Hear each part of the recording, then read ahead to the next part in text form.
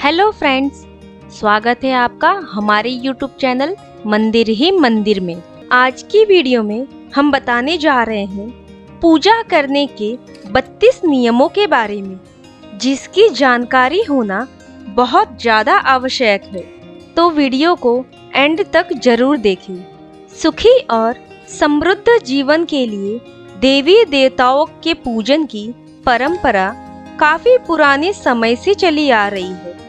आज भी बड़ी संख्या में लोग इस परंपरा को निभाते हैं। पूजन से हमारी मनोकामनाएं पूर्ण होती है, लेकिन पूजा करते समय कुछ खास नियमों का पालन भी किया जाना चाहिए, अन्यथा पूजन का शुभ फल पूर्ण रूप से प्राप्त नहीं हो पाता है। सामान्य पूजन में भी इन बातों का ध्यान रखें, जिससे शुभ फल की प्राप्ति होगी। पहला है भगवान सूर्य, गणेश जी, माता दुर्गा, शिव और विष्णु, ये पंचदेव कहलाते हैं। इनकी पूजा सभी कार्यों में अनिवार्य रूप से की जानी चाहिए। प्रतिदिन पूजन करते समय इन पंचदेव का ध्यान करना चाहिए। इससे लक्ष्मी की कृपा और समृद्धि प्राप्त होती है। दूसरा है शिव जी, गणेश जी और भैरव जी को तुलसी नहीं चढ़ानी चाहिए। तीसरा है माँ दुर्गा को दूर्वा नहीं चढ़ानी चाहिए।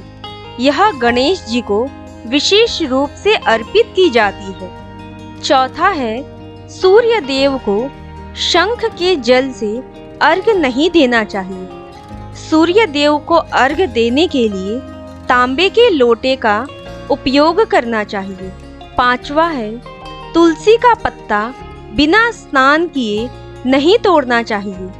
शास्त्रों के अनुसार यदि कोई व्यक्ति बिना नहाए ही तुलसी के पत्तों को तोड़ता है तो पूजन में ऐसे पत्ते भगवान द्वारा स्वीकार नहीं किए जाते।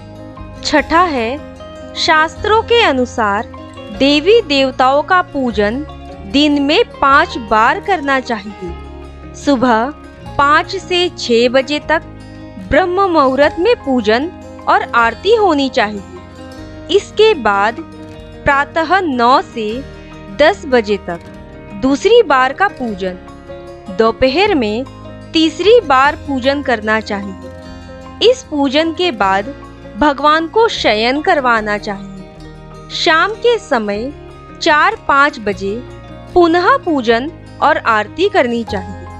रात को 8 से 9 बजे शयन आरती करनी चाहिए। जिन घरों में नियमित रूप से 5 बार पूजन किया जाता है, वहां सभी देवी देवताओं का वास होता है और ऐसे घरों में धन धान्य की कोई कमी नहीं होती। सातवां है प्लास्टिक की बोतल में या किसी अपवित्र धातु के बर्तन में गंगा जल नहीं रखना चाहिए। अपवित्र धातु जैसे एल्यूमिनियम और लोहे से बने बर्तन में गंगा जल नहीं रखना चाहिए। गंगा जल तांबे के बर्तन में रखना ही शुभ रहता है।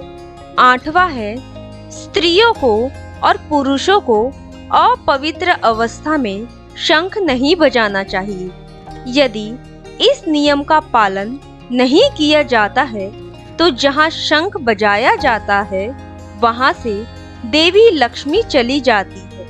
9वां है मंदिर और देवी देवताओं की मूर्ति के सामने कभी भी पीठ दिखाकर नहीं बैठना चाहिए। 10वां है केतकी का फूल शिवलिंग पर अर्पित नहीं करना चाहिए, क्योंकि केतकी का फूल भगवान शिव के द्वारा शापित है।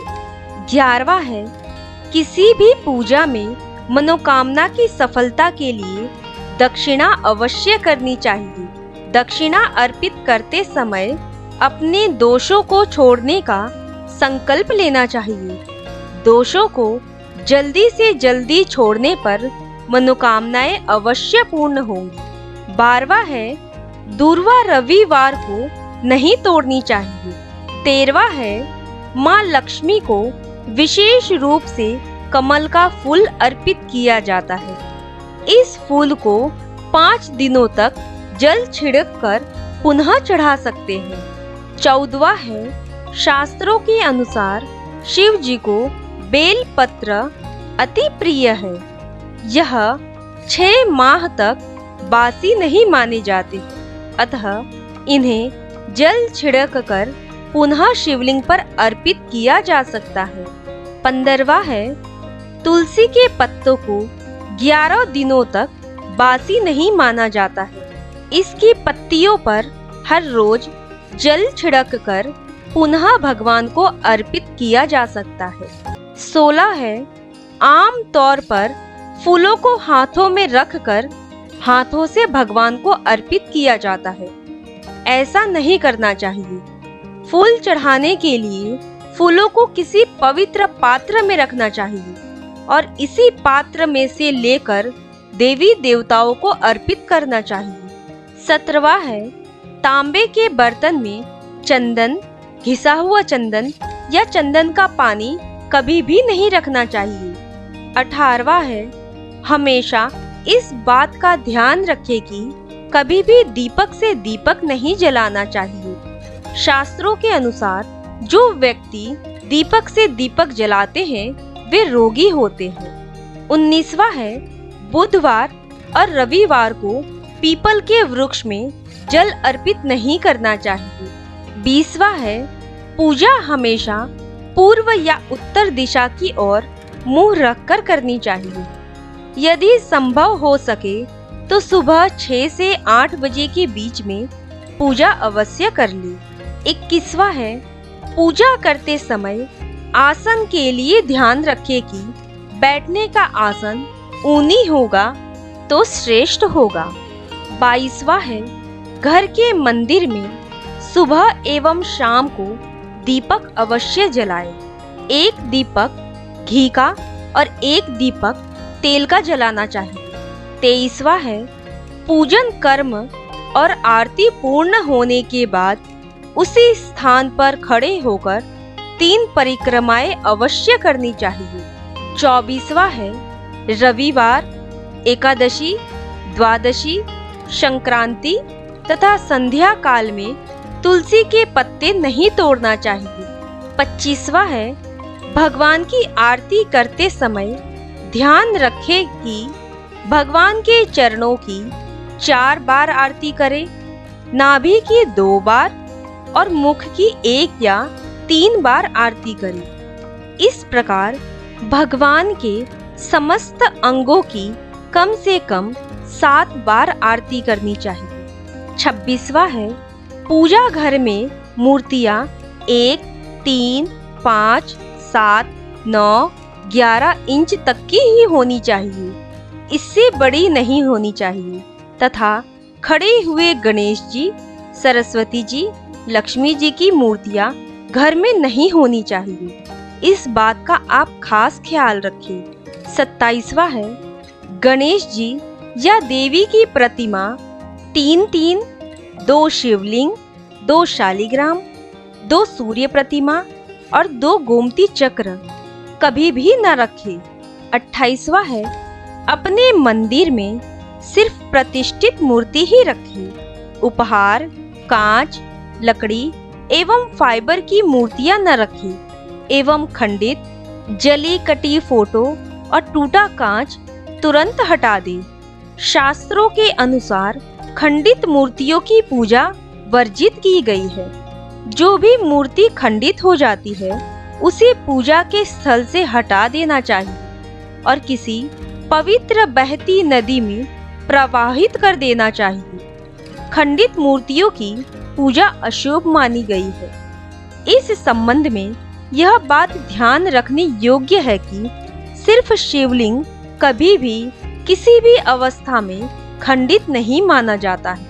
29वां है, मंदिर के ऊपर भगवान के वस्त्र, पुस्तकें एवं आभूषण आदि भी न रखें। मंदिर में पर्दा अति आवश्यक है।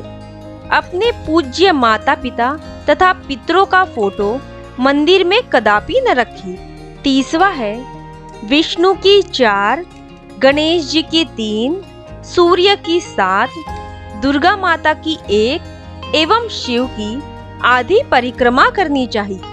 31वां है रविवार को और एकादशी के दिन कभी भी तुलसी में जल नहीं चढ़ाना चाहिए। 32वां है यदि हम ज्योतिष के नियमों की माने तो दोपहर 12 से 3 बजे का समय देवताओं के आराम का समय माना गया है और इस समय यदि पूजन किया जाता है तो पूजा का पूर्ण फल नहीं मिलता है। इसके साथ ही इस समय को अभिजीत मुहूर्त भी कहा जाता है और ये पितरों का समय माना जाता है। इस वजह से इस विशेष समय अवधि में देवताओं की पूजा का विधान नहीं है, तो आप इस बात का ख्याल जरूर रखिए। आपको वीडियो की इंफॉर्मेशन अच्छी लगी हो तो प्लीज वीडियो को लाइक करें, शेयर करें और चैनल को सब्सक्राइब जरूर करें।